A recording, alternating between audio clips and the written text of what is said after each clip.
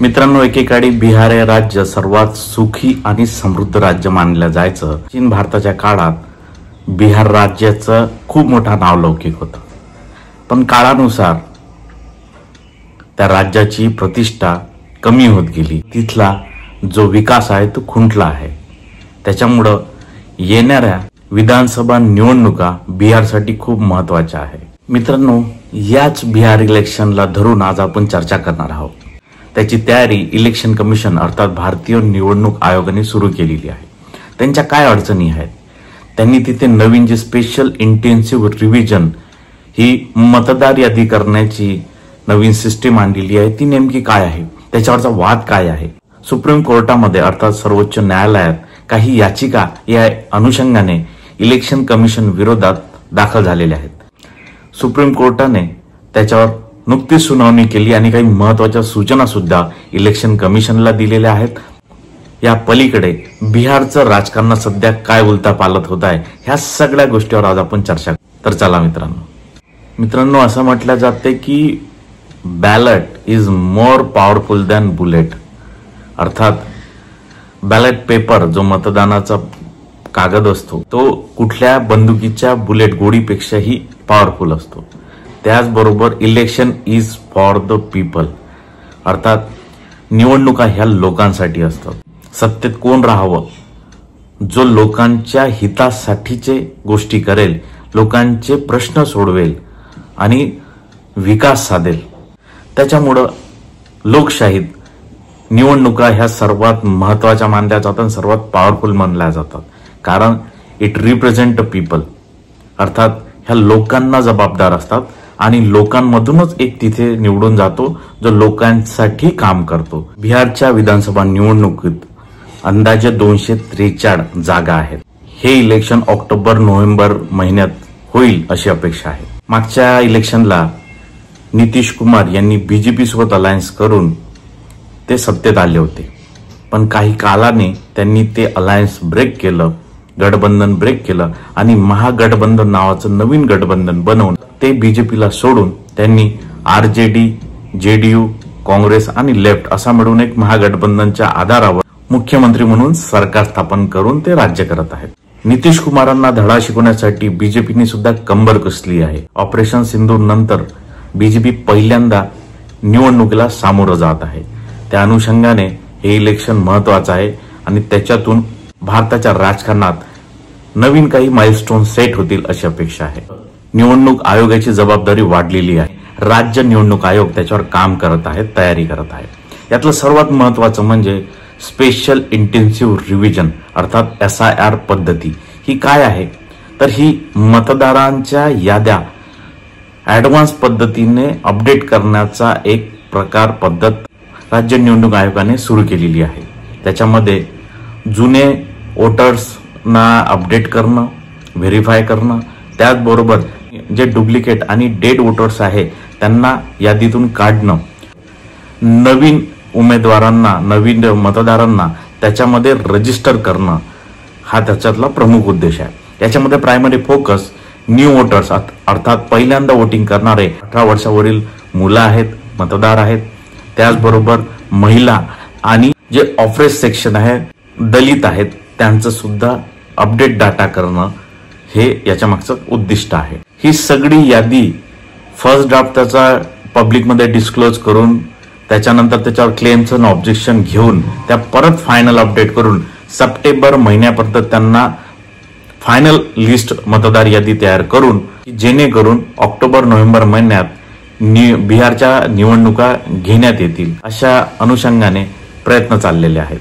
त्यामध्ये door to door जाणं असेल किंवा काही गव्हर्नमेंट पोर्टल्सवरून लिंक देण्यात आले आहेत. काही ठिकाणी ऍप्सचा सुद्धा वापर करण्यात येत आहे. त्याचबरोबर सिक्युरिटी रिझन्समध्ये CAPFला तैनात करणं असेल, ड्रोन सिस्टीम असतील, डिजिटल सिक्युरिटीचे रिझन असतील, ह्या सगळ्या गोष्टीवर लक्ष ठेवण्यात येत आहे. EVM आणि VVPAT सुद्धा त्यांचं सुद्धा मॉक ड्रिल्स चालू आहेत. सोबतच मतदान घेणाऱ्यांसाठी ट्रेनिंग आणि इतर काही गाईडलाईन सूचना आतापासून जारी करण्यात येत आहे.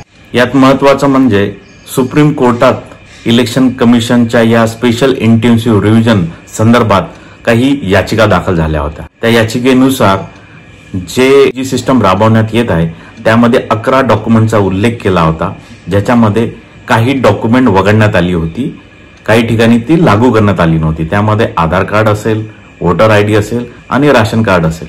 कालच सुप्रीम कोर्टाचं एक जजमेंट आलेलं आहे. त्यांनी या संदर्भात काही सूचना देण्यात आल्या आहेत. सुप्रीम कोर्टाने असं म्हटलं आहे की आधार कार्ड, राशन आयडी आणि वोटर आयडी ह्या 3 गोष्टींना याच्यात समाविष्ट करून घ्यावं, पण त्याच्यामध्ये त्यांनी जबरदस्ती किंवा मॅन्डेटरी केलेलं नाही आहे. त्यांनी फक्त सूचना केली आहे. आणि जर तुम्हाला वाटत असेल तर सामील करून घ्या, नसेल वाटेल तर नका करू, बट गिव्ह द रिझन. पण त्याचं का सामील करून घेण्यात नाही याचं रिझन सुप्रीम कोर्टात त्यांना सबमिट करावं लागेल. त्याचबरोबर इलेक्शन कमिशन ही कॉन्स्टिट्युशनल बॉडी आहे, संविधानिक संस्था आहे. त्याच्यामुळे त्यांना त्यांचे स्वायत्त अधिकार आहेत, स्वतःची ऑटोनॉमी आहे. ते त्यांचा निर्णय घेतील, त्यांना त्यांचं काम माहीत आहे. फक्त ते संविधानाच्या चौकटीत असावं, डेमोक्रेसीच्या चौकटीत असावं, अशा सुप्रीम कोर्टाने इलेक्शन कमिशनला गाईडलाईन्स दिलेल्या आहे. आणि त्या संदर्भात त्यांनी प्रत्येक गोष्टीचं एक सॅटिस्फाईंग रिझन अर्थात समाधानकारी कारण द्यावं, एवढीच सुप्रीम कोर्टाने अपेक्षा केलेली आहे. त्याचबरोबर डेमोक्रेसी हे लोकांसाठी असल्यामुळं लोकशाहीच्या अनुषंगाने लोकांना त्रास न होता आणि त्यांना प्रत्येकाला मतदान करता यावं यासाठी सुद्धा सुप्रीम कोर्टाने इलेक्शन कमिशनला काही गाईडलाईन दिलेल्या आहे. स्पेशल इंटेन्सिव्ह रिव्हिजन संदर्भात 3 महत्वाचे मुद्दे लक्षात आणून दिलेले आहेत. त्यामध्ये एक आहे सिटीजनशिप, नागरिकत्व चेक करण्याचा अधिकार कमिशनला आहे. त्याचबरोबर टायमिंग, या स्पेशल इंटेन्सिव्ह रिव्हिजनचा जो टायमिंग आहे त्यात वेळेसंदर्भात सुप्रीम कोर्टाने त्यात महत्वाचे लक्ष नोंदवलेलं आहे. आणि तिसरं म्हणजे ड्यू प्रोसेस, अर्थात ही पद्धती लागू करण्याची जी पद्धत आहे ती कशी असणार आहे, ती कशी आहे, या संदर्भात सुप्रीम कोर्टाने काही महत्वाचे प्रश्न उपस्थित केले आहेत. त्याचबरोबर सुप्रीम कोर्टाचे काही आधीचे जजमेंट सुद्धा आहेत, त्या सुद्धा ग्राह्य धरून निवडणुका संदर्भात इलेक्शन कमिशनला काम करणं आहे. त्याच्यामध्ये इलेक्टोरल बॉन्ड्स हे अनकॉन्स्टिट्युशनल ठरवले आहेत.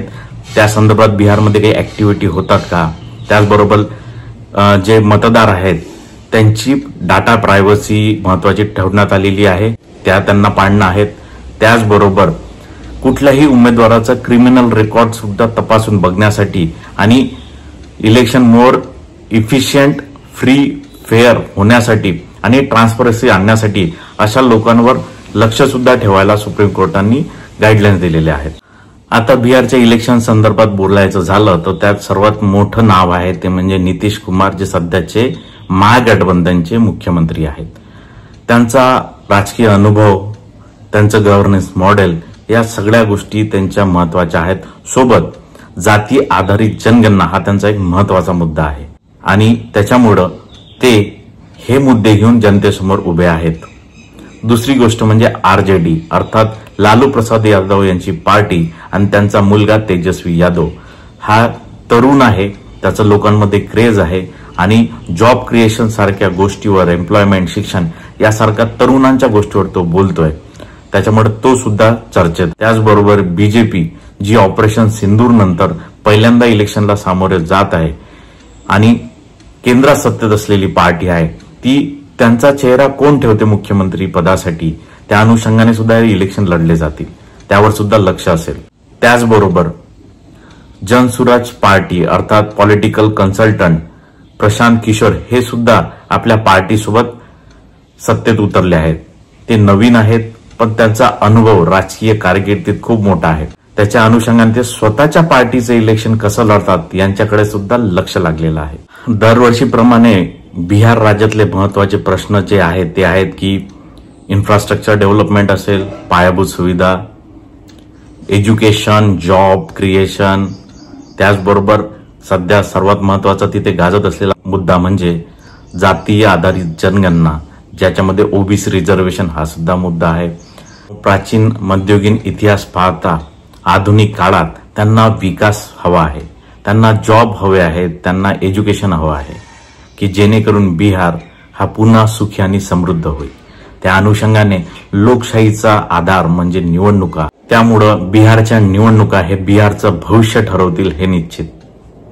मित्रांनो, काही प्रश्न असतील, काही सूचना असतील त्या मला कमेंट बॉक्समध्ये द्या. जय हिंद, जय महाराष्ट्र.